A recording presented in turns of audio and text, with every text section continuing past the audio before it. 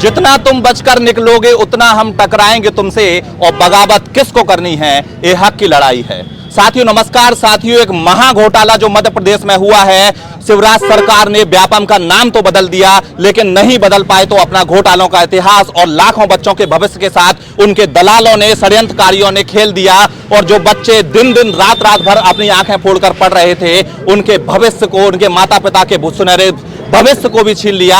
हम आपको बता दें, उन्हीं छात्रों के बीच में मौजूद हैं जो कि सरकारी नौकरी की तैयारी कर रहे हैं। पटवारी का भी इनमें से कुछ लोगों ने एग्जाम दिया था, लेकिन अब निष्पक्षता से एग्जाम हो, इसके लिए कहीं ना कहीं अब संदेह इनके माइंड में आ गया है, क्योंकि आगे एमपी पुलिस की भी वैकेंसी है और एसआई की भी वैकेंसी है, और कहीं ना कहीं सहमे हुए हैं छात्र कि जो दो दो एक एक कमरे में घर से सैकड़ों किलोमीटर की दूर डले हुए हैं, मेस का खाना खा रहे हैं, खुद बनाकर खाना खा रहे हैं, जिन बच्चों ने कभी खुद बनाकर खाना नहीं खाया। क्यों डले हुए हैं? केवल अपने सुनहरे भविष्य के लिए, और माता पिता भी बच्चों से दूर हैं, अपना पेट काट काट कर इनको पैसा भेज रहे हैं, लेकिन कुछ षड्यंत्रकारी आते हैं और इनके भविष्य के साथ खेल कर चले जाते हैं। हम सीधा, हमारे साथ टीचर मौजूद हैं, रॉक्सी पर हम मौजूद हैं, अभिषेक टहनगुड़िया सर हमारे साथ मौजूद हैं, तरुण चावला सर हमारे साथ मौजूद हैं। हम सर से ही बात करेंगे। सर, आप लोग पढ़ाते हैं, कई होनहार छात्र भी आते होंगे और आपको लगता होगा कि ये तो जरूर सिलेक्ट हो जाएगा, फिर जब रिजल्ट के बाद वो आता है, निराशा भरी आंखों से आपके पास आता है और कहता है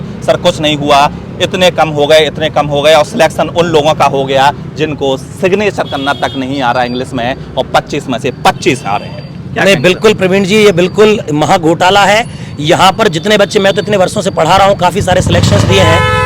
व्यापम में पहले भी ये चीज़ें होती रही हैं। व्यापम का नाम बदला गया, ईएसपी किया गया, बच्चों के बीच एक विश्वास जगाया गया कि इस बार वैकेंसी बहुत ज़्यादा है, बच्चों ने तैयारी की, जितना कम समय मिला बच्चों ने 8-8, 10-10 घंटे पढ़ाई की है। मैं भी 7-7 घंटे क्लासेज ले रहा हूँ, इस वजह से कि बच्चे अच्छे सिलेक्ट हों, बच्चों का जीवन बने, जो बच्चे मेहनत कर रहे हैं वो सफल हों। इस घोटाले की वजह से होता क्या है, जो बच्चा वास्तव में डिजर्व करता है, डिजर्विंग कैंडिडेट है, वो पीछे रह जाता है, और वो बच्चे जो 15-15 लाख की बात जो सामने आ रही है उन्हें देकर आगे निकल जाते हैं, तो उन बच्चों का भविष्य बहुत खतरे में है। बच्चा एक ऐसी भावना के साथ आता है कि सर अब हमारा सिलेक्शन तो हो ही नहीं सकता, तो बच्चा या तो क्या करे, वापस लौटता है, सुसाइड करने पर मजबूर होता है, और वो सुसाइड नहीं है, वो इन प्रशासन के द्वारा या जो घोटालेकारी है इनके द्वारा बच्चों का मर्डर किया जा रहा है एक तरीके से, इस प्रकार की घटनाओं के द्वारा। यानी बच्चे जो है, वास्तव में बच्चों के बीच ये, मैं कांस्टेबल का बैच भी पढ़ा रहा हूँ, इतने सारे बच्चे रोज पूछते हैं सर पटवारी में ये हुआ है, हमारे साथ भी कल ये होगा, हमारे तैयारी करने का मतलब क्या है, हम तैयारी कर रहे हैं, हमारा सिलेक्शन हो भी पाएगा कि नहीं, हमारे साथ तो ऐसा नहीं हो जाएगा, हम पे सर 15 लाख नहीं है, हम कहां से देंगे।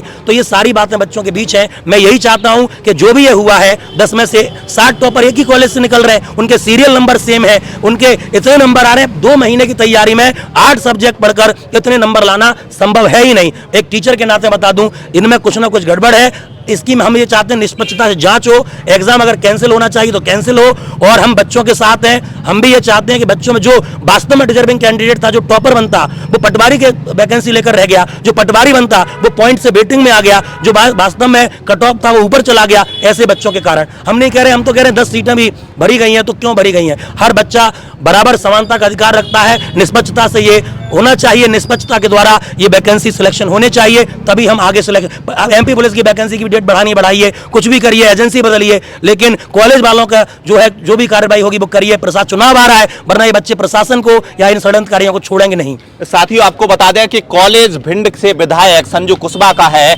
भाजपा ज्वाइन कर ली है, तो अब कहें कि भाजपा नेता का कॉलेज है, और उनसे जब पूछा गया तो उन्होंने कहा कि हम तो केवल सेंटर प्रोवाइड करते हैं, जो करता धरता है वो एजेंसियां हैं। कहीं ना कहीं पल्ला झाड़ लिया है। हमारे साथ सर और मौजूद है। सर, कितनी पीड़ा आपको है जो निकला है, जो छात्रों के साथ जो धोखा हुआ है उस?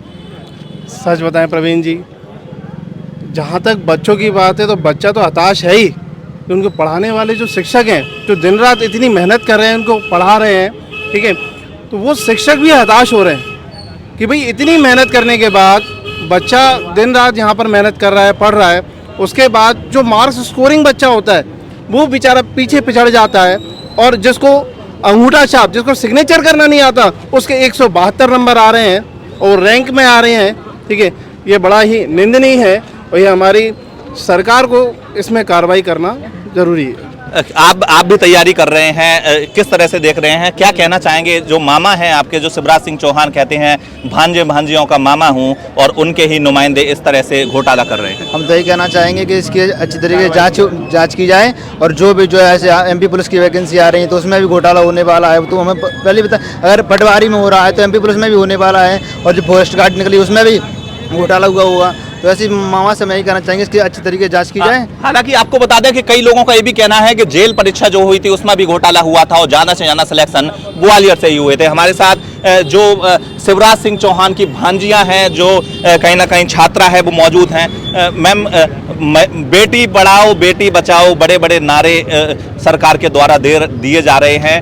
बेटी पढ़ाओ तो बेटियों का भविष्य से खिलवाड़ हो रहा है, बेटी बचाओ तो बेटी बचाओ चौराहे पे ही हत्या कर दी जाती है। किस तरह से पूरे ये नहीं होना चाहिए। पटवारी में जिस टाइप से घोटाला है, एमपी के ग्वालियर जिले से 7 सिलेक्शन है, जो कि 15 लाख रुपए दे के सुनाई हो रही है, जो कि 7 तो टॉपर हैं, और 9,000 में से 1,000 एक ही कॉलेज से सिलेक्शन है। ये बंद होना चाहिए।